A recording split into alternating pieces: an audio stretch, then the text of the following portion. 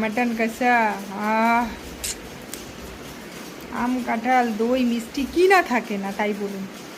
পাবদা থেকে শুরু করে চাটনি পাঁপড় পান মশলাতে শেষ হয়। সেই কথা বলতে পারছি না, এত খিদে পেয়েছে। তো জামাই ষষ্ঠীতে ভালো করে ভালো মন্দ খাওয়ার জন্য প্রকৃতি মহারাজ পুরো আজকের বৃষ্টি দিয়ে দিয়েছে। কালকের রিল্যাক্সে খেয়ে রিল্যাক্সে শ্বশুরবাড়িতে সবাই থেকে আনন্দ করতে পারবে। যাই হোক, কথা না বাড়ি আমি একটু খেয়ে দেখি কেমন রান্না করেছি আমি।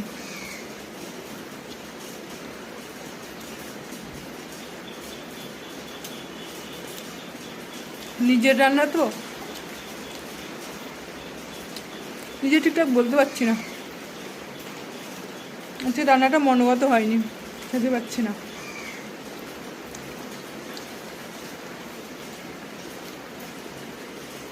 খুব একটা ভালো হয়নি। তো যে লেবু নেওয়ার কারণটা কি বুঝেছেন? যে আমি রান্না ভালো পারি না।